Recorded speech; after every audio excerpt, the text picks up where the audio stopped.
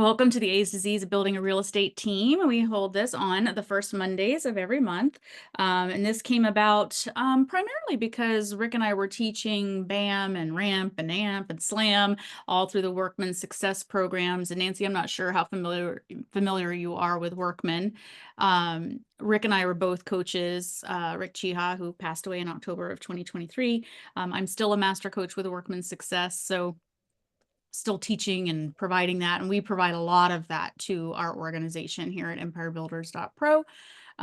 So we started it because people either who already had teams or people who are thinking about starting teams, we wanted to give them an opportunity to ask questions, learn, and, collaborate with each other about how that might continue to grow. So I do have something that I was bringing to the table today, but if anyone has anything specific that they would like to discuss today, let me know right now, and then we'll make sure we cover that as well. Anybody have anything in particular? I don't think so. No? Nancy, you? Oh, you're muted. Can you unmute for just a second? There we go. I thought I did. I'm real new. I just started a couple months ago, but I am very excited about building a team. And so anything that I can learn about it, I would just want to continue to learn. Excellent. Are you new to real estate or just new to our group? Brand new to real estate. I just got my first listing last week. So Congratulations. Oh, that's exciting. What did you do before? I was a sales director with Mary Kay Cosmetics, and I Oh, just had my 40th anniversary with them. oh, So I've been with congratulations. them my whole adult career, really. That's incredible. That's amazing. Well, welcome to real estate. Thank you. I'm looking forward to doing it. It's fun. It's all I've ever done. So when I ask people what they did before, I'm always curious because I haven't met very many people who are like, this is all I've ever done. I literally started at 19 years old and have done only this the whole time. So I'm in my 29th year and still kicking. Still going. Congratulations. Yeah, it's still fun. I think what makes it fun is just that there's so much that can change and so much that's new, and it's so interesting that sometimes a transaction will happen and I'll be like, huh, that's new, which is nice to still be finding new things 29 years down the road. Sometimes that's good and sometimes that's bad. So I'm like, well, terrific, and congratulations and welcome. So what I usually do is kind of jump into something that I find interesting. And the reason I'm bringing this up today, and I'll share my screen in just a moment, is because I was speaking to someone earlier this week who is starting a team as well and was struggling with the folks that she was interviewing and trying to get a feel for the people that she was going to be bringing into her team. And Nancy, just so you have a better experience with me, I have run teams in the past. I used to run the #1 real estate team in Westchester County, just north of Manhattan in New York. It was not my team. There was a team owner, but he hired me as a team leader. So it was my responsibility to hire, fire, train, keep people into production, and do that. And then at Workman, that is primarily what we coach our teams specifically. So I do teach and coach teams and brokerages all across the country as well. And then more recently, I run Rick Chiha's real estate team. I was running it before he passed away, Casey Council, Chiha's husband, and continuing today to do that. So I think there's a lot of value with building teams, a lot of value. So, okay, well, I will jump right in and I'll tell you how this came about. So I'm going to share my screen here. Can you guys see that? 10 things to be on my team. Let's see. Okay, great.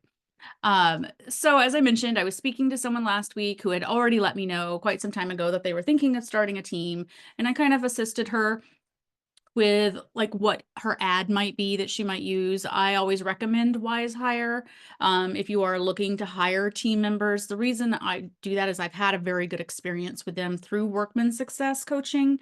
The reason I like it is it's a system. And Nancy, you'll learn this about me the more calls you're on with me. I am a systems person. Like, that is my jam. Anything that saves me time and energy and effort and creates just a better experience all the way around, I'm gonna embrace it. So I was telling her about how to place the ad in WiseHire. And again, the reason I like that one is because it posts to all of the major affiliates out there. You know, it's going out to LinkedIn, it's going everywhere. That ad is being placed for you. And then when an applicant comes in, you're getting their resume. You can ask questions specific to you. Like I like to put in, are you currently licensed or are you working on licensing? How long have you been licensed? So they can answer all of those questions as soon as they're applying, which kind of helps me sort people, like depending on their experience level. And then when they come in as well, it disc assess them. Are you both familiar with the disc assessment? Okay. Yep, great. So I don't hire and fire specifically to disc. There are certain disc assessments that we find to be very good for team members based on what their role is in your team, but I just don't put all of the faith in that. The reason is the best listing agent I know on the planet is a high SC. And if you go by that disc assessment, that says he would make a really good executive assistant. So, and he's very, very good at being like a listing agent. So I know what's possible without having to pigeonhole somebody into a disc assessment, right? And then as they're pulling them in, you're able to sort them by applied, I've called, I've set an appointment, right? Because sometimes I'll get 250 applicants, you know, whenever I place an ad through WiseHire. So it can be a lot to manage if you don't have a system in place. So anyway, she was calling me and she was telling me that she had applicants and she was having conversations with them, but she had already hired someone and they lasted less than a week. And she said, I'm trying to figure out what I'm doing wrong here as far as finding a team member. And this graphic came from a very good friend of mine who's also a coach. Her name is Christy Buck. She's in Houston. She runs a massive team, massive, like 30 plus agents, and does very, very well. She created this, and we've now been using it for years for teams and brokerages all across the country. And this is an actual addendum to her ICA with her team members. But she starts it at the interview process to make sure that people understand what the expectations are going to be for being a part of the sales team. And we try to start that from that onset because otherwise you're setting yourself up and them for failure and for, you know, just sort of a miscommunication about what's happening. Now, it's always going to be up to you about what you want for your team. But I'm going to tell you that there's a very big difference between bringing someone into your EXP organization and bringing someone into your team. On your team, the expectation should be higher. There are going to be, because you're going to be spending a lot of time and energy keeping them engaged, helping them learn to, you know, to hopefully they've already closed transactions. That's going to be up to you, whether or not you want to choose to hire folks who are what I lovingly call newbies, or if you're going to, like Nancy, or if you're going to choose to hire someone who's a little bit more experienced. There are pros and cons to both. Like Nancy, I like newbies, and this is going to sound bad, but it's because you're not retraining bad habits. Sometimes an agent has learned a lot of bad habits previously. Maybe it's from their brokerage, maybe it's from another team that they were on. And sometimes it can be very difficult to get someone to sort of shift that into something different. And so it's, oh, yes, Shelly, I'll share. I just saw the chat. Sorry about that. So there's an advantage to newbies because now they're learning and growing with you. They're learning and growing the way that you like to work. And that expectation starts from the very beginning. So there's actually some very, very good positives about that.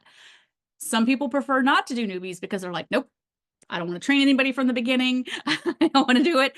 I want somebody who's experienced.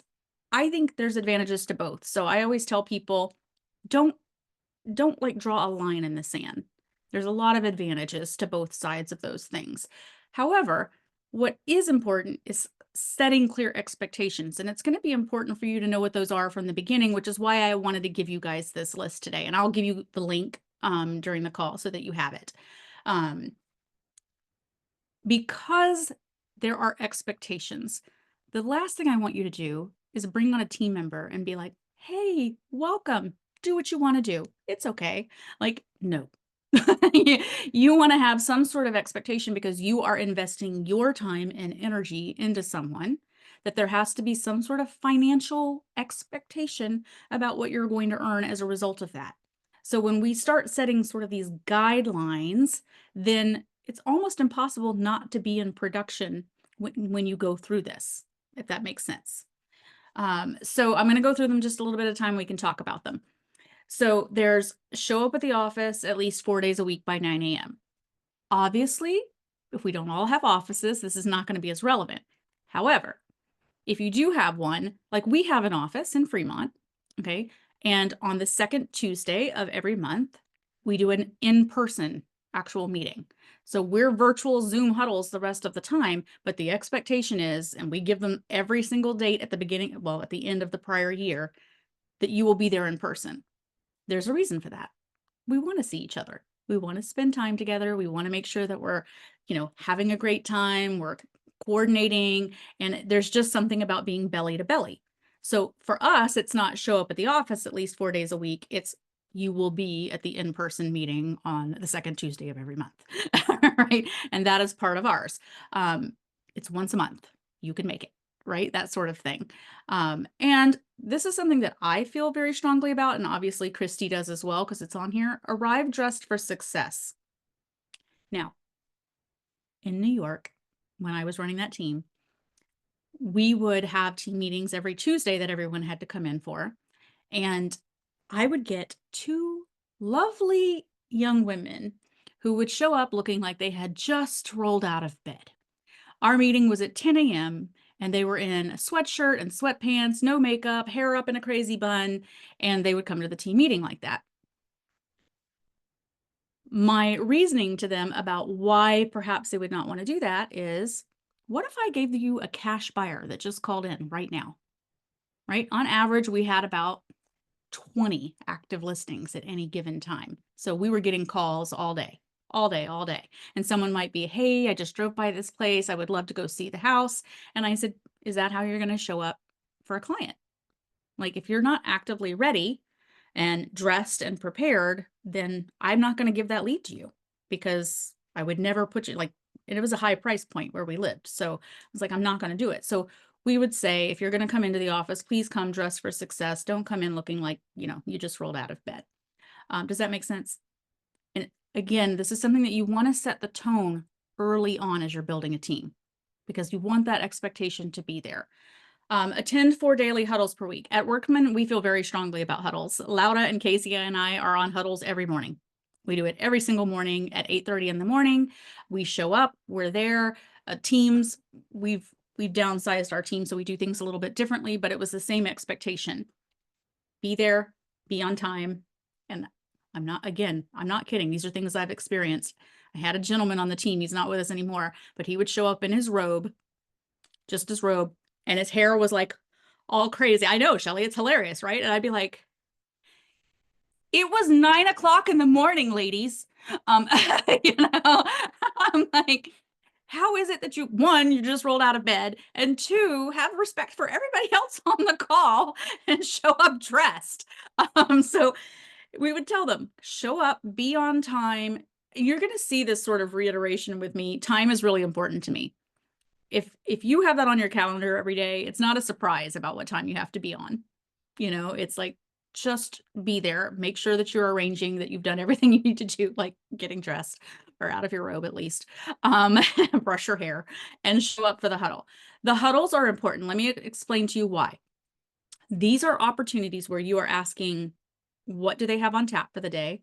They're going to set their goal for the day. How many calls am I going to make? How many appointments do I want to go on? It's a goal setting. And we're going to talk about how yesterday went. So I don't want you to think that they have to be very long. We actually encourage you not to have them any longer than 15 minutes. It's like a quick in and out. Everyone states, hey, my goal yesterday was 25 calls and 5 conversations. I did 27 calls and I had 6 conversations. Today's goal is the same, 25 calls and 5 conversations. The reason we're doing that is when we say it out loud in front of a group of people, we're more likely to keep the commitment. We're also able to celebrate the wins. So if they say, I had 5 conversations and I set a listing appointment, exactly what I did with Nancy, congratulations, that's amazing, that's incredible. We feel better about what we did. It makes us more likely to do it again the next day. So the huddles are about engagement, collaboration, and about celebration. And then quickly moving on. We don't have to be on for a long time. We know that retention is higher when we have better engagement with team members. So if they feel like they only see us once a week and we don't have conversations, the likelihood of them staying with us starts to go down. They don't feel engaged, right? Go ahead, Shelly, come off mute. I know we have all the resources for, these meetings, Friday calls, first and third Tuesdays, all that. Do we have huddles within No, our group? Okay, I just want to make sure I wasn't missing anything. no. Laura and Casey and I do because we do it strictly for Empire Builders Pro because of all of the things that we're managing. So like Mondays, we do a longer one. Instead of 15-30 minutes, we're on typically for an hour, and we are setting the tone for the week. What's happening, what's on tap, what calls do we have, etc. The other ones during the mornings that are shorter, the rest of the week, it's about just that day. Hey, I have a roadblock. I could use a little bit of help. Hey, this happened. Maybe let's talk about it. And it's a quick and easy, just a touch base, just to kind of see where things are and to make sure that we're all on the same page. And Nancy, just for your, I don't think I explained, Laura is my virtual assistant. So you see her, she's off camera right now because bless her heart, she's sick as well. But for us, it's about, again, setting expectations for the day. Like, hey, I could use some help on this. Can you do that? Right? Similar concept as the team, very similar in that respect. When I ran it in New York, we did it a little bit differently as well. We had one for the team and I had one for staff because I had 5 staff members for that team. It was a very big team. And because we had so many transactions at any one given time, we huddled every morning for 15 minutes to go through pre-listing, meaning coming soon, actives, and what we would talk about and this will be important for you to consider as you grow. On actives, what we would talk about was how long it had been listed and did I feel like it needed a price improvement? How did the open house go? Or are we having open houses this weekend? Those sorts of things. And then on pending, my transaction coordinators were on as well. And I wanted a status. Where are we? Is it going to close on time? How's the appraisal? Those sorts of things. And we would go through, our Trello board typically had about 60 or 70 cards on it in Trello that we would shoot through in 15 minutes. I'm like, I don't want the whole story. I just want you to tell me where it is. And I would go through to know, for me as team leader, I knew where the roadblocks were. Okay, that's been listed for a month. We've had no offers. The open houses aren't going very well. Let's talk to the seller about a price improvement, sort of a situation, right? And if there was an issue on a pending, I would have to see if I needed to jump in to kind of help push that, push that through to closing. So again, it's kind of similar concept, status updates, roadblocks, what's on tap for today, sort of thing. So I can't stress enough how important huddles are. What I will tell you is it's one of the biggest pushbacks you're going to get from agents. Well, I don't need to be babysat. Why do I need to tell you what I'm going to do? Well, because this is what we're here for. We're a team. We want to collaborate. My favorite thing that happens inside of a sales team's huddle is someone might mention an issue that they've had with a client.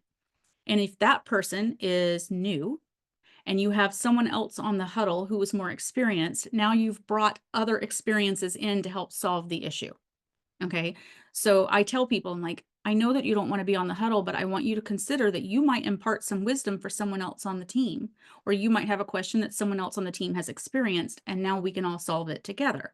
So you have to look at it as collaboration and not that anybody's babysitting you, but it's an opportunity for everyone to grow together. And the only way we can do that is if everyone hears what you just said is your issue.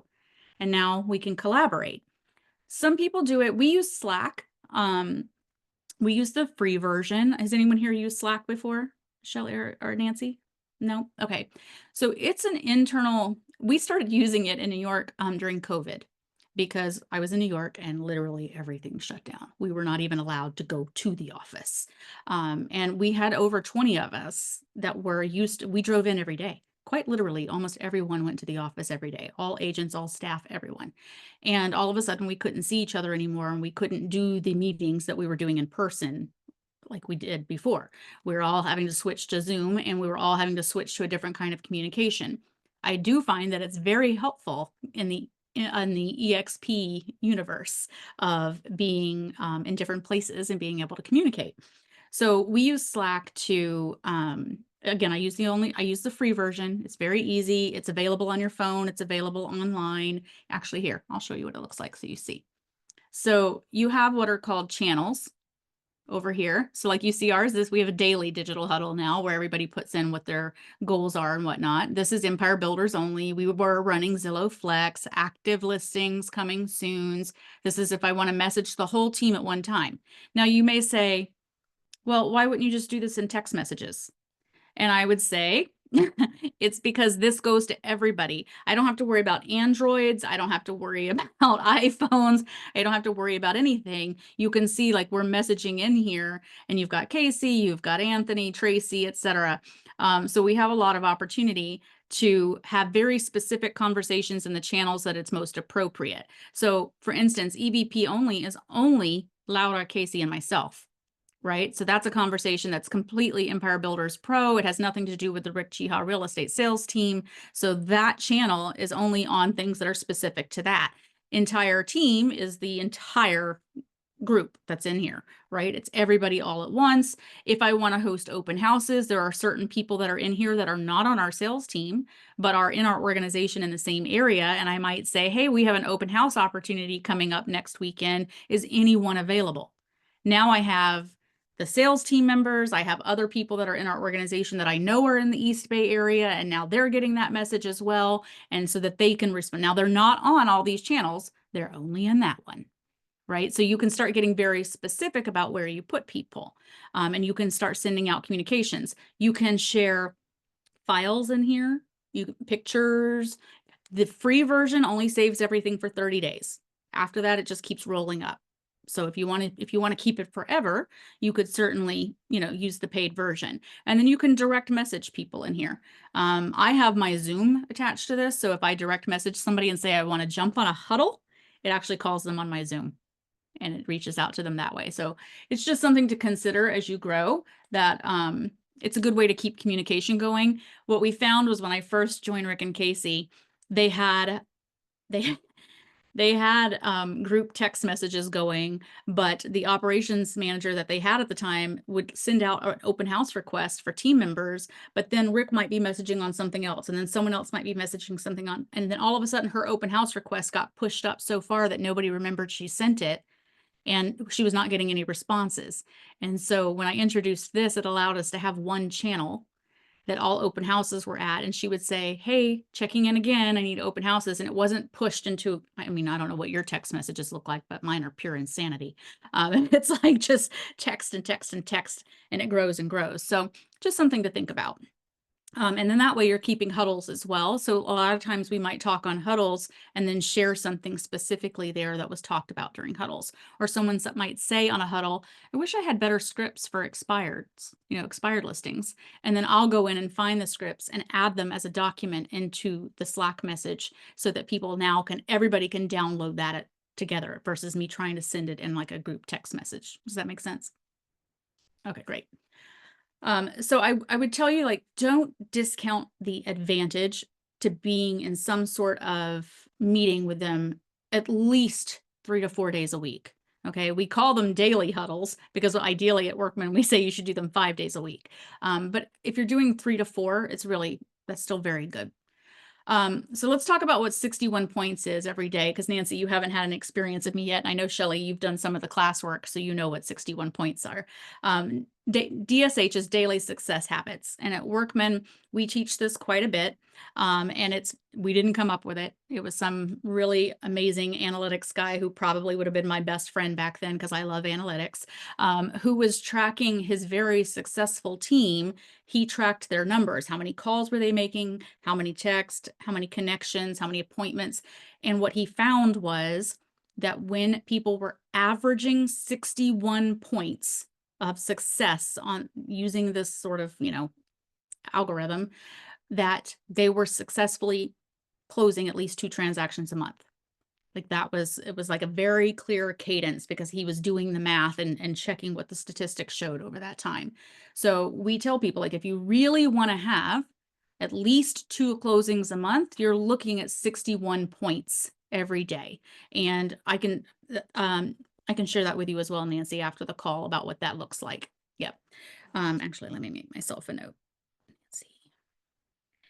There is an online version through Workman, but there's a printable version that's accessible to anybody. And it just kind of gets you into that habit. What I love about it, especially if you're a newer agent, is you start learning your own numbers, how many calls it takes for you to get to an appointment. And then as you grow and you get better, you start realizing like, oh, it takes me 16 calls to get to an appointment now. It used to take me 26, now it's 16. I'm getting better at my conversion, getting better at my scripts. And then when something starts to go awry with a team member, it also helps me coach. So if someone comes to me and says, I made 60 calls and I haven't set any appointments, I know to coach them on the call. Something's happening in that conversation that is not, they're not asking for an appointment, right? Their conversion needs to be worked at on the front end. If they're going on a lot of listing appointments, but not getting any signed, then I know I need to work with them on the listing appointment. It's now telling me a story. And if all of a sudden, and this did happen because the team that I ran in New York, the team leader was incredible at listing appointments. I mean, his conversion was so great. And then I started noticing that it started to go down and he was getting less and less of them. And I was like, what is happening over here? And I went and talked to him and he was in burnout. We had been very busy. He was just burnt out and he wasn't showing up at the listing appointment in the same like mental space. And he realized he needed a break. So he took a vacation. He came back and his numbers started to go up again, right? Numbers don't lie. That's why that's why I love them. So again, I will tell you, this will be one of the biggest pushbacks you are going to get from a team member. I don't need to be micromanaged. Why do you need to know my numbers? And I'm like, I don't want to babysit you either. That's not what I want to spend my day doing. But I do explain it to them just like I explained to you, which is the numbers are going to help us train you more, right? We're going to see where we might be able to help you. Numbers are just going to tell us a story and then we'll just go from there. Secondly, it's also sort of a gamification for some people where they start to see that their numbers are improving and that incentivizes them to do more. Like I have a very good friend of mine way back when I was still with Keller Williams. We met in New York. He's moved twice since then, and he does expired listings only. That is his entire book of business. So he went from Chicago to New York to Florida, 2 different places in Florida, and each time it's always been expireds. That man knows every single day exactly how many no's he has to get to a yes. So if he's having a bad call day, he's like, I just got to keep calling because I know how many no's it typically takes for me to get to a yes. So instead of getting disappointed about the no's, he gets excited because he's making more calls and getting closer to what he knows will be a yes for him because he has tracked his numbers like every single day for as long as he's been in real estate. So it starts to get you incentivized to getting closer to what you know your number is, if that makes sense. So I tell folks like, hey, listen, don't beat yourself up and you don't have to be 61 points to start. Most agents are like 60, I don't even have 61 people I can call. I'm like, great, start at 20. Make it 20, do that for 2 straight weeks until you're consistently calling 20 people for 2 straight weeks. And then decide maybe the next 2 weeks it's 30 and you start working yourself up. It's almost impossible not to be in production if you work it that way and you start moving forward with a number of people. Now, they also might say, I don't have enough leads in my system to get to that point. Okay, well then part of your job every day is to find 5 new people to add in that you can call. However that is, whether it be social media, your own sphere of influence, I'm going to go hold an open house, whatever, so that you start building it up so that if you needed to call 60 people a day, you could, right? And you earn points for different things. Each thing is not worth 1 point. So if you get a listing appointment, that's like 10 points. If you have a closing, it's 15, right? Those are big wins. So there are different ways to earn points. So you'll see number 4 is to complete it in Workbench. That is a Workman tool, so you can disregard that one. Go ahead, Shelley. I have a quick question, actually, too. So I think we talked in Cabo that you don't have plans to do Selm anytime in the near future. Are there like recorded Selm videos that we could go back to review and go Yeah. through the course again? And then my second question was, are there scripts for cold calling people? So if you're trying to build your sphere, and you're just randomly calling people, do you have scripts for that? Because Okay. that's where I tend to kind of talk too much whenever I'm nervous and I'm cold calling and then I start just rambling, blah, blah, blah, blah, blah, blah, blah, blah. I'm like, this is not even sounding professional here. So scripts Yeah. would be helpful. Yeah, actually, I'll it's probably a good idea for me to put all of those in our big Empire Builders University drive. Now that I think about it, I save scripts from everywhere over the years. Like anything I've ever like, I have Tom Ferry. I have a million things. So maybe I'll just dump them all in there and give you guys the link. Because I just this morning, John Cheplack posted something and it was 4 text scripts for people that weren't responding to something, and they were kind of funny. And I was like, oh, I should save those. So I'll add those too. So as far as Slam and Ramp and BAM and AMP. So you always have access to that if you do the mastery coaching, which is $149 a year through Workman that we offer through Empire Builders Pro. And BAM has been updated, so that one is a good one to redo because, you know, as time has changed, buyer agent mastery. So Nancy, let me explain what all the it's BAM is buyer agent mastery, SLAM is seller listing agent mastery, so primarily for listing. AMP is administrative mastery program. And while I say that it's for they say it's for admins, I encourage every agent to go through AMP because it's all about setting up systems and processes for your business from the onset. So it gets you into that mode as you're building a team. And then RAMP is Rising Agent Mastery Program. So that's someone who's already in production but wants to increase their production by at least 2 transactions a month. So Workman gives anybody who's in Empire Builders Pro access to those videos for $149 a year, which is normally $3,000 a year for anybody that's in coaching. It's not taught live. They're all of the videos that are done, and it's all of us coaches that have done pieces and parts of it. And then we have, and I do want to do it again, Shelly. We actually have a lot of coaches coming into Empire Builders Pro in our organization right now. So my goal is that we, like Rick and I would do, like we would do it together, right? He and I would bounce it back and forth. So not one of us was carrying the full load of an 8-week program. I'll have a lot of coaches where we'll alternate and do a live version again very soon. I'm just waiting for them all to come in. They're slowly but surely onboarding. So it'll be very exciting to have a lot more coaches into the routine. Very, very exciting time. I'm making myself notes of what to send you ladies when we're done with this call. So making sure. Did I answer your question, Shelly? Yes, but now that brings up another question. I thought that I just automatically paid the $149 every year. I thought it was an auto pay. So how do I check to make sure I did pay it for this year? And 2, is there a separate place to go besides Empire Builders website to access those videos? Or No. So the past ones that we did, we typically have in a hidden YouTube channel, but if you were in it, then I can give you access to it. And then, no, the best place for you to go is through the Empire Builders, like log in here. I think I can look on the back end to see if you're still in there. So I just made myself a note to check with that. If not, I'll ask John over at Workman to check for me, but it does auto renew. So chances are you are still in. Yeah. So I'll double check that for sure. And I do encourage Nancy team members to do, like for you to do one, and then encourage your team members to get into it as well. Because it's teaching them, like buyer agent mastery is like how to be a buyer's agent, soup to nuts. Like it's all the way from beginning to end. It tells you how to hold open houses. It tells you how to call A leads, B leads, C leads. A being like, I'm ready to buy right now. B being I'm like 30 days out, and C being I'm 60, 90 days off.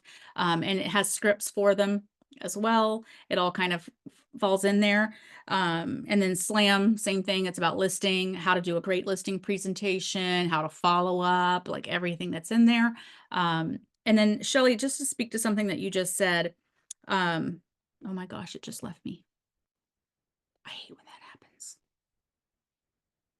Wait, it's coming back. Oh, scripts. So just you said about cold calling to add people to your sphere. I want to be very clear. I realize that's what it was I wanted to say. Sphere are the 250 to 300 people you would invite to your wedding or your funeral. So your sphere of influence is whoever you might know. Now, let's say you fall short. Let's say you have 150. I am like the least social person on the planet, so I probably have like 75. But what I tell people to do is then every time you close a buyer or seller, those should get added to your sphere, right? Because they've just had a great experience with you. So now they should be like people that you're constantly in contact with anyway. So we're not typically cold calling to add people to our sphere. We're cold calling to add people to our database. Your sphere is like friends, family. They've had some sort of experience of you and past clients. Now they've had a great experience of you. So you would add those folks to your sphere. But I can give you some cold calling scripts for like expireds, FISBOs, open house attendees, anything like that. I'll add that into the list. Okay. Talking a lot today. I've only got 20 minutes left. I can't believe time's gone by so fast. We'll go to this next one, which is have and use a top 50 list. This is a requirement for team members that they should have a top 50. Top 50 are the top 50 people in your life that you believe if they were having a conversation in their own sphere about real estate, they would mention your name. You are like calling them every month. You are trying to get belly to belly with them at least once a quarter. These are your peeps. Okay. And we tell every agent that they have to give us their top 50. There's a reason for that. We want everyone as connected with that top 50 as possible because that's your referral pipeline.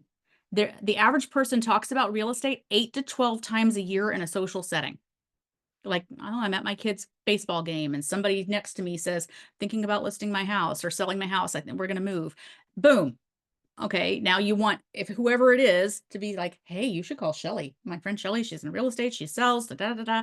Right. You want that conversation to be happening, whether you're there or not. That's your top 50. Those are your people. You pour into them. I usually tell people that you should be attempting three things every quarter. So you can choose which month to do it in. Plan the whole year out in advance. One letter or mail out, something that you're going to send them. A card. People do all kinds of fun things like sending seeds at spring. Like, oh, I hope, if you're, growing anything, you're thinking about me as I'm growing my business, blah, blah, blah. There's a billion ideas on Pinterest. So one's a mail out, one's an event. Now, you might say that gets expensive. Okay, it does. It depends on what you're doing. But if you only have 50 people right now, take into account what you can possibly do to get in front of them at some sort of community event that you've invited everybody to meet you there. We've done all kinds of things like that. We went to a festival. We put a pop-up tent. Marguerite on our Free Friday coaching call was just talking about this. You don't have to take on the full cost. Talk to your lender, see if they'll offset some of the cost as well. We held a massive barbecue. We invited everybody's top 50 and sphere of influence that was on the team. Now, bear in mind, that was almost 20 people with all of their spheres invited. We had a massive turnout. Basically, we paid $250 to rent the park for the day. And then we spent $8,000 total between catering it with barbecue. We got a dunk tank because everybody wanted to dunk the team owner. That was very effective. We raised money for a charity by doing that. We ended up getting the entire thing covered by sponsors. So it was the lady who cleans all the houses for our listings sponsored. We had our landscaping guy that we give a lot of business to sponsored. Our mortgage guy. We had our New York as an attorney state. So the attorney that we used most often that our clients were hiring sponsored. So it was $8,000. We came out of pocket nothing as a team. Everything else was covered by sponsors. Now, what we did was we advertised them all over everything that went out, every email that went out, the banner that was there. It was on table cards, right? So they were there. They all had tables so that they could talk to everyone live while they were there. So events, people tend to go, I can't afford it. Trust me, there's a way to make it happen. Okay. So when you're doing the top 50 and you're telling your agents to do the same thing, you are telling them, we are going to hold events. And we are going to want you to invite your folks because we know that referral business is the best one to do. So it's a requirement. They have to give it to you within a week of starting a full top 50 list because now you're going to start marketing to them. You're going to add them to your team newsletter. They're going to be getting that information, right? You want them to be thinking about the team all the time. And by the way, I require it of staff members too. I have the staff do the same thing because they have people in their lives that need to buy or sell real estate. I'm like, same concept, right? And it was a requirement for me and any in-person, like Laura is in South America, but anybody that I had that was an actual admin for me was required to be licensed. I just did it because there were a couple of reasons. One, they could answer any questions about listings if a call came into the office. And two, sometimes we needed them to go open a door. And you can only open the lockbox if you're a licensed agent.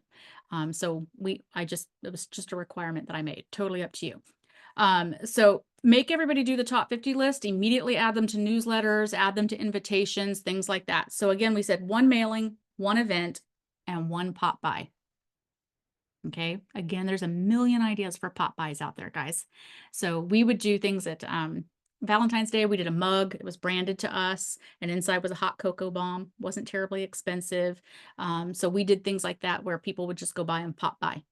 And you kind of get into the habit of doing it. Anthony Jiha is doing such a great job doing he's doing a very big door knocking neighborhood, and he did a ton of pop buys last month, a ton.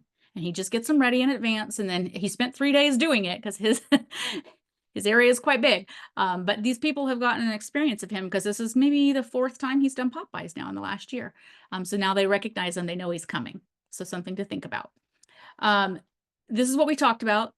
Some sort of lead tracking. Now, the goal is that every lead gets marked, whether it's an A, a B, or a C.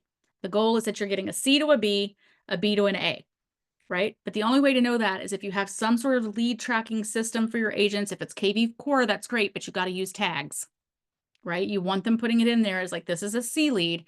They're not ready right now. I'm going to put them on a campaign. I'm going to make sure I call them however many times, right? But the goal is that you're transitioning them into a B, and then from a B to an A.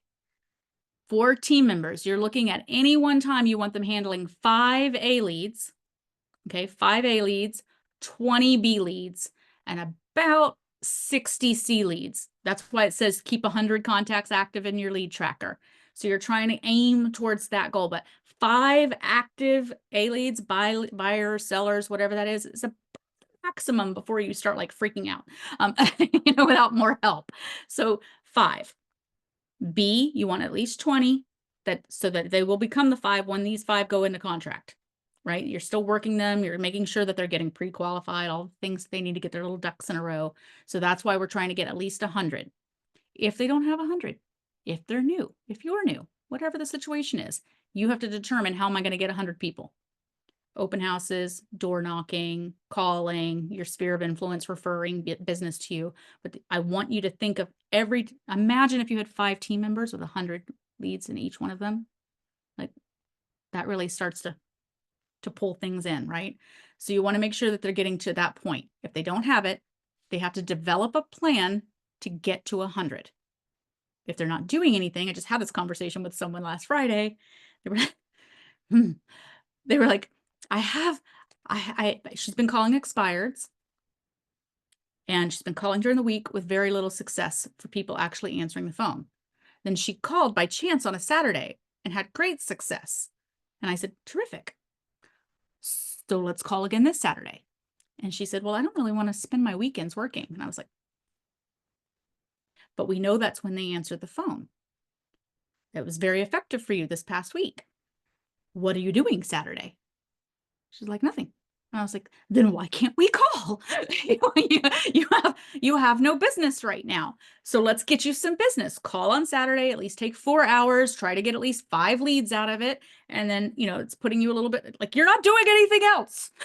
So like use what works, right? If you have somebody who's incredible at open houses, I mean, really good at open houses and converting and getting a lot of contacts from that, have them do more as a team member, right? Say, hey, listen, I noticed that you're really great at open houses. Have you thought about doing one on Thursday night, right? When people are driving home, like it's a good opportunity. Do it. Brent Gove's story, like he did one every day when business was down for him. He's like, why not? There's houses open all over the place. Just hold them open. And he was like working while he was there if nobody was in, and otherwise he was getting leads and just pulling them into the database. So whatever works, whatever anybody's good at. Some people are really great at converting on the phone. Cold calling, door knocking is back. It's really back, guys. And then if they're really good at open houses, make sure they're doing that until they get at least 100. Any more than 100, guys, and it's too many. They're going to start doing a bad job at keeping up with any. It's time to hire another agent. If you are giving leads and helping a team member, and you're handing out leads because that's how many are coming in, any more than 100, hire another team member. They can't handle it. They're gonna stop following up, and people are gonna fall through the cracks. So that's I want you to consider any more than 25 new leads a month coming into your team is time for another team member. Because this 100 doesn't happen overnight. But if you let's say you're running an ad and you're getting really good at Facebook ads, not my recommendation, but if you did, and leads were coming in, and you said, okay, I'm only getting like 15 a month. Not so bad, not so bad. The second you start getting to 20, I want you to place an ad. You need another agent. It's going to keep increasing as long as those leads are starting to convert, right? But 25, one agent, 50, two agents, 75, three agents, because nobody's going to be able to keep up with all of that in a way that's going to convert, if that makes sense. Okay. The 4 contact sphere of influence plan is what we kind of talked about, right? Calendar of events, birthday cards, anniversary cards, pie giveaways, my favorite. It's my favorite day of the year at Thanksgiving. It's crazy what anybody will do for a $6 Costco pie, but they love them. They are the size of a manhole cover. We recommend everybody runs that. I don't know why people love it. They just do. Anybody can go to Costco and buy the pie, but when you give them away, that's our one event we do every year, no matter what. And it's the Tuesday before Thanksgiving. And we encourage everybody to come to the office and pick it up. I have the perfect box if you decide to do the Costco pies. I found one at Uline. I still have the link. The reason that we did the box, we had people that were coming by and picking up the pie. And we used to just slap a sticker on it that's, was branded to us. People were traveling with them and then they would get smushed. So I found a box that the pie fits perfectly in, and then you can put a giant label on the top and it travels well. So the reason that we say 4 contact for that 250 sphere of influence is once a quarter, no matter what you're calling them. And in between, you want them to be getting some experience of you. It's really, really important. The requirement for team members is 2 open houses a month, minimum. Hopefully you're generating listings that they can do that for. If not, they need to go out and find them. Workplace, perfect place for that. They need to be generating buyer leads from open houses. Okay. If they're not getting enough business, they better be doing more than 2 a month. Like, better be doing 2 a week, like whatever it takes. What I want you to remember is no matter what, and this is probably the most important thing I'm going to say today, it is not your job to give them business. It is not your job to give them leads. If someone is interviewing with you and they say that the only reason they want to come to you is for leads, that is probably not going to be a good fit. You can say, I will teach you how to get leads. I will teach you to fish. Yes, there will absolutely be opportunities where I will give you a lead, but I am going to teach you to be a great agent and lead generate, because you do not want them relying on you for everything that they do. We're not teaching them to be good agents at that point. So no matter what, it is not your job to provide them leads every day. It is their responsibility to lead generate and develop their own business, and anything you give them is a blessing. Okay. So teach them to do these things and make sure that expectation, that's why we have this 10 things to be on my team, right? So hosting 2 open houses per month minimum. And then if they're not having enough business, they should be doing more. And this is really up to you, guys. It depends on the price point. Obviously, California is a little bit different, but you want them to set a goal of 24 transactions a year. The reason I say that is 2 per month consistently is giving them a good life, pretty much no matter where you are. Okay. And we tell them that we want that because we want them to feel happy and successful and to feel that constant flow of transactions without this, right? Now, you will see people who will go as high as 36 and 48, right? Like, it was funny, Casey was just telling Laura and I this morning on our huddle. She said that she was talking to someone who said that she was part-time, and Casey said, great, how many transactions did you do last year? Because she has a very big family and she's a single mom. And she said 24. Casey was like, oh, you think you're part-time? You think she thought she was part-time. I was like, can we hire her? Like, I'm gonna call her. It was incredible in her mind that she thought that was part-time, right? That's pretty incredible. But I tell people, I'm like, look, I want to get you there. I'm always going to tell you, I tell anybody who's new to the business, and Nancy, this will be important for you to know, that let's say they're transitioning out from one job and into another, and they're not quite ready to make the full transition. We work on a plan. I have to know exactly what it would take for them to leave that one and start the new one. I'm like, how much money do you need? I need you to sit down right now. I need you to write out all of your expenses and what that is. And then now we're going to determine how much money you have to save where you feel comfortable that you could leave that one and start the new one. And know that on average, when you switch full time, it takes about 3 months to get into really good production, right? So I'm like, if you're going to do it part-time, we'll give you open houses to host. We'll tell you to absolutely work your sphere, but we also need to figure out what's the number for you to leave one and start the other completely full time. And we will develop a plan before I'll even sign an ICA with them. Here's your number. Great. Okay, you're gonna start with us part-time. We're gonna use you as a showing assistant. We're gonna use you as an open house host. And now you know I need to close 3 houses before and save up that amount of money in order to leave my other job. Now it might be a 6-month plan for them, but now they know the number. Okay, most agents don't know the number whenever they're trying to transition into that. So we can always work backwards. My favorite thing about running a team is that there's nothing that we can't solve without selling another house. So if someone comes to me and they're like, things are so bad, it's so bad, I don't know what I'm going to do. I'm like, great, we're going to sell another house, or we're going to figure out whatever that problem is, and we're going to divide it by our average price point and what your commission's going to be. And now, okay, do you think you could sell 3 extra houses next year? Would that get you out of trouble? And they're like, I sold 15. I could probably do 18. I'm like, great. It's a win. Okay, we have 4 minutes left. That's a lot. Questions. Nancy, how do I register for the open house classes? Okay, I'm going to take you to Empire Builders Pro. You're going to go to Mastery Coaching right here. And new member sign up right there. It's going to give you access to all of these tools.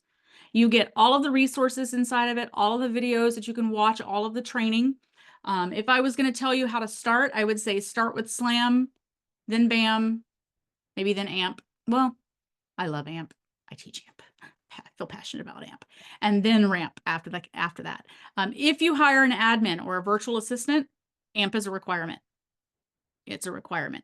Okay, so that's where you're going to get to it. It's $149 for the year. It does auto renew. If you don't want to auto renew, set something up on your calendar. I can't imagine how many complaints we get a month about people who are like, I didn't want to do this for another year. So just make sure that you do that. Okay, what else? Anything else? Any other questions? That was a lot I threw at you ladies. It was a lot. I've got both of your emails, so I'm going to send you the 10 things to be on my team so that you have it, and then all of the other things that we talked about. Any other questions? We have 3 minutes left. I'm on open book. And you're both muted, so if you want to talk, you got to come off mute. It's a lot, right? But it's exciting. Like, I mean, what I would say was recommendation, and this is something we teach at Workman. Ultimately, you want to get out of handling buyers, okay? Because we spend on average 20 hours with a buyer. Spend about 4 hours with a seller. Your time is more valuable with listings. So if you get to that point where you're doing great at bringing listings on, you want to hire a buyer's agent that's going to do all the running around. They're going to do all of that. Okay. And we can talk the next month on that one about what those splits look like if you want, because there's lots of different ways to handle it. But if you're both looking at hiring, don't hire anybody until you talk to me. Because it's really hard to walk backwards from a bad split. Okay, so just reach out to me first. And I can certainly help you with a standard contract, and we can talk about what the splits are. But that's where I want you to kind of start thinking, is that you would be spending your time on listings and generating that business, because that's going to generate buyers that you can give to a buyer's agent, if that makes sense.